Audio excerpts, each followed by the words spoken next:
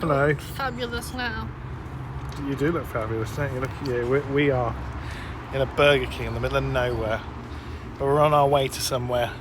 A little bit for a drive out, random road trip today.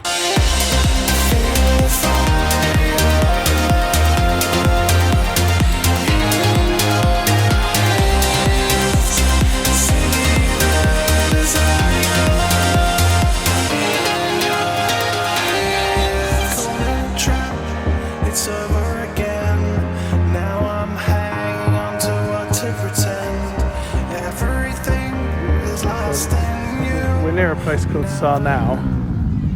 I'm not quite sure where, but it's somewhere not actually too far away from Barmouth really, but this is more inland, right near a massive lake, which is quite impressive. As you can tell, the weather has turned, and as I said, this is that time of year where the weather changes in the country. I thought we'd try and get out and make the most of it. It's not too cold, but it is beginning to get a bit wet, isn't it?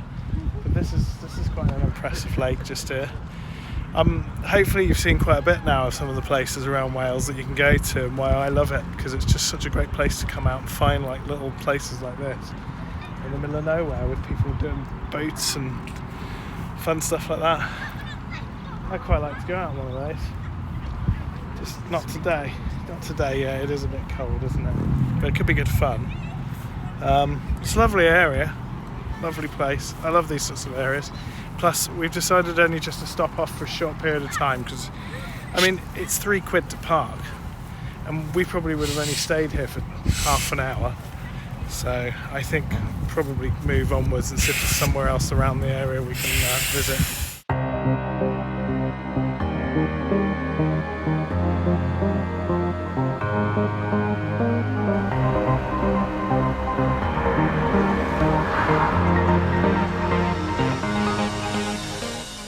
When we were out, I picked up this little treat thing for Pickles, and she's just run in and she cannot wait to find out what this is all about.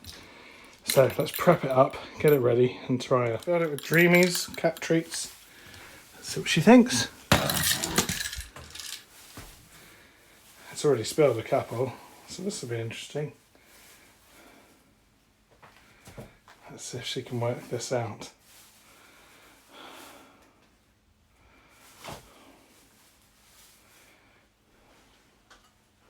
She's a pretty clever cat when it comes to wanting treats, so she should be able to figure this out.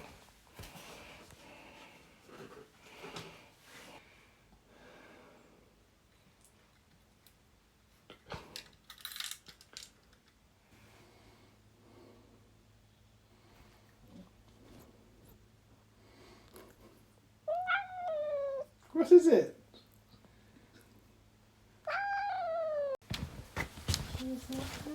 Let's see.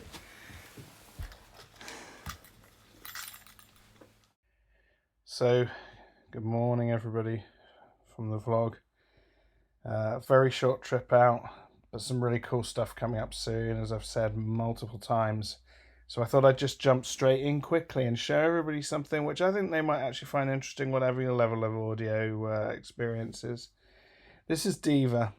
This is one of my most favourite synths to use. It's basically a emulation of multiple different synths. It's one of the best software synthesizers you can buy.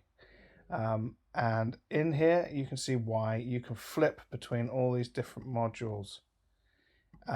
It basically means that it's pretty much customizable. It will do pretty much everything. Also, here is another reason why this is a very popular synth. Trimmers. Just here, these trimmers here emulate the wobble and the natural kind of sound of a real synthesizer. So, if I dive in here now and show you what you can do with this synth, what I'm going to do is I'm going to take the synth from sounding like this. Okay.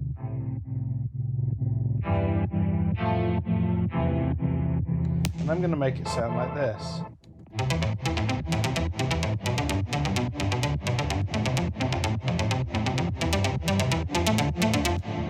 As you can hear, it's got a really nice plucky texture.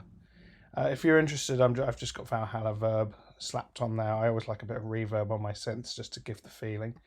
So how do you get a synth to go from the sound that it is now, which is just a woo? Let me just solo this one. Okay. Now the first thing is that you'll hear that there's an arpeggiator. Now down here is the arpeggiator. So we turn that on.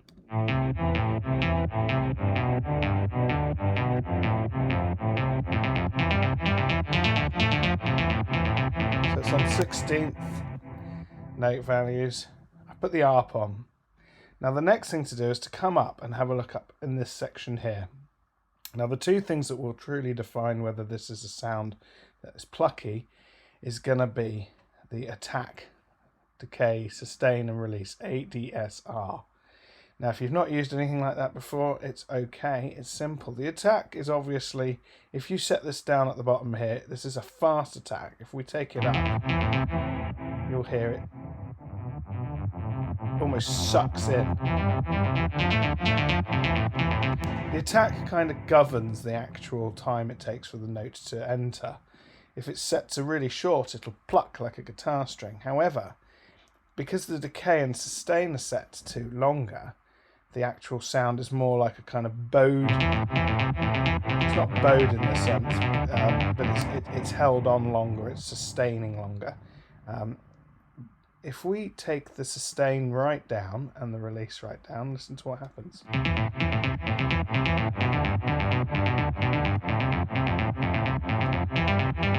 Now if we take the decay down,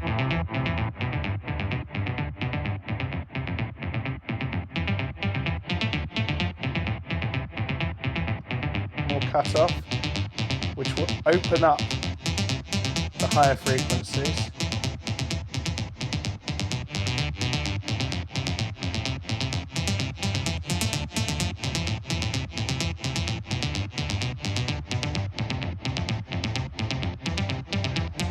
I'm adjusting the other envelope below here, the analog envelope one as well, which is going to affect the second sound as well. Let's see how close we are. I doubt I'm 100%, but not quite there. So there's definitely a slight difference in the sound, but we've got to the pluckiness. Let's see what the differences are, because obviously I played with this earlier. Oh, I actually shortened the decay right down on my sound and adjusted the sustain more. So let's have a look.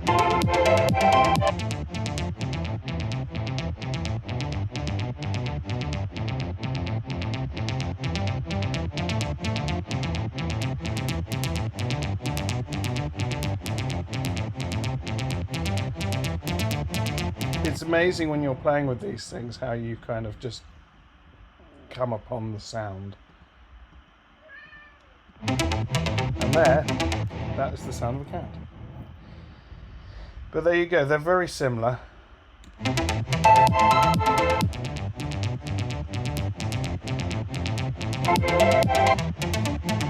I think I prefer my original one.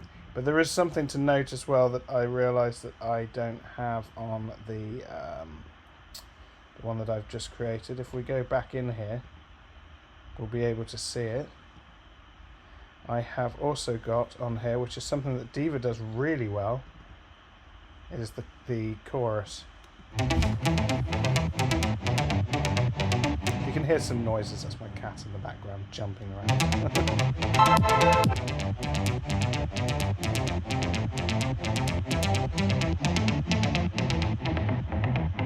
You can hear with the cut off there.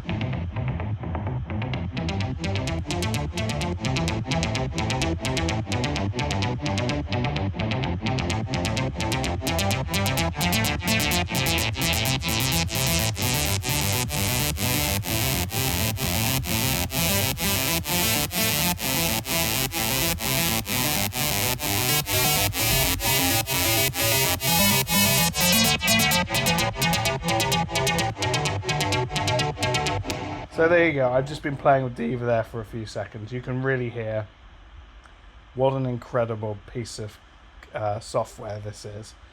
And I haven't even gone to explore the different types of modules that you can effectively bolt into this thing. I mean, there's just so many options.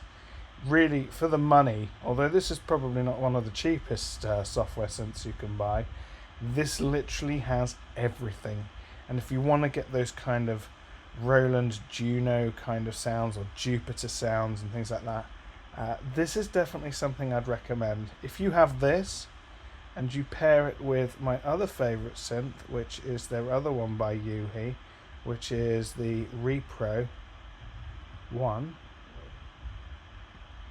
you basically have the best, I would say, of both worlds of the analog synth software, the best ones you can get. Those two are, if you'd like, the two most realistic sounding synths that are on the market today. There are possibly others that might edge it in some way, shape or form or another, but I would say that those two are definitely two that if you own, you can pretty much do anything synthesis wise that's from the classics.